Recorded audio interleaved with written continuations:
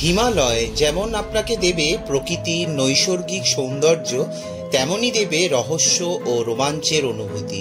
এই হিমালয়কে ঘিরে প্রচুর অলৌকিক কথা জড়িয়ে আছে। আজ হিমালয়ের এমনই এক বহু প্রাচীন গ্রামের কথা বলবো, যেটি আবার ভারতবর্ষের শেষ গ্রাম।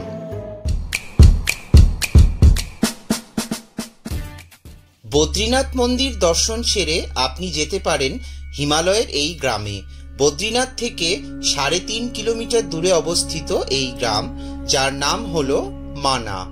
মানা ভারতবর্ষের শেষ গ্রাম। এখানে প্রচুর ভ্রমণার্থী আসেন। যারা বদ্রীনাথ দর্শনে আসেন তাদের কম বেশি সবাই মানা যান। মানা গ্রাম হলেও এখানকার জনবসতি কিন্তু বেশ ঘিঞ্জি। এখানকার অলিগলি যে কোনো ছোট শৈল শহরকেই মনে করিয়ে দেবে। মিনি তিব্বত বলতে পারেন। আর একটু গেলেই পৌঁছে যাবেন তিব্বতে।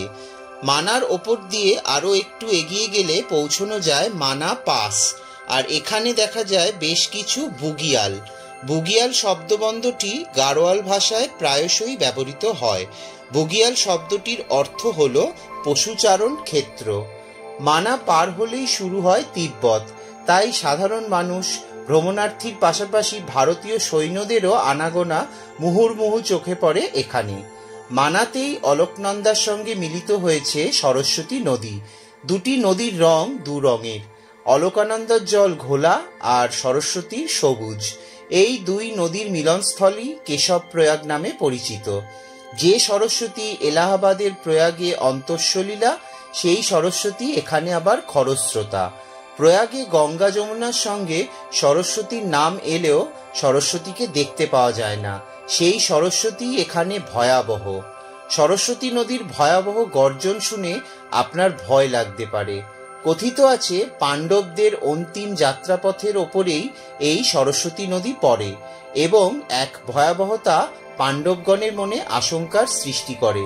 তখন মধ্যম পাণ্ডব ভীম একটিমাত্র পাথরের সাহায্যে সেতু নির্মাণ করেন, যা ভীমপুল নামে আজও তার সাক্ষ্য বহন করে চলেছে।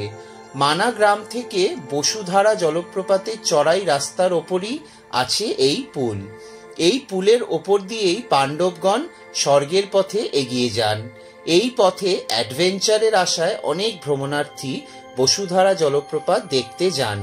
এই মানা গ্রামের একদম শেষ প্রান্তে মহাভারতের রচয়িতা ব্যাসদেবের গুহা দেখতে পাওয়া যায়, যা ব্যাস গুফা নামে পরিচিত।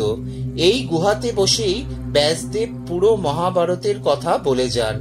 এর ঠিক 100 মিটার দূরত্বে গণেশ গুহা, যেখানে বসে সিদ্ধিদাতা গণেশ মহাভারত লিখেছিলেন।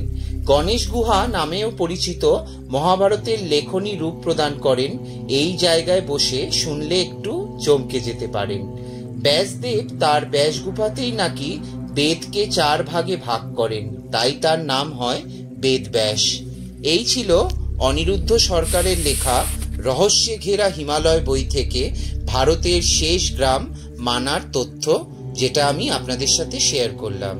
ভিডিওটি ভালো লাগলে অবশ্যই লাইক, শেয়ার, কমেন্ট করবেন এবং অবশ্যই আমার চ্যানেলটাকে সাবস্ক্রাইব করে নোটিফিকেশন বেলটাকে অন করে রাখবেন, যাতে ভবিষ্যতে আমি যখনই কোনো ভিডিও আপলোড করব তার নোটিফিকেশন আপনাদের কাছে চলে যাবে।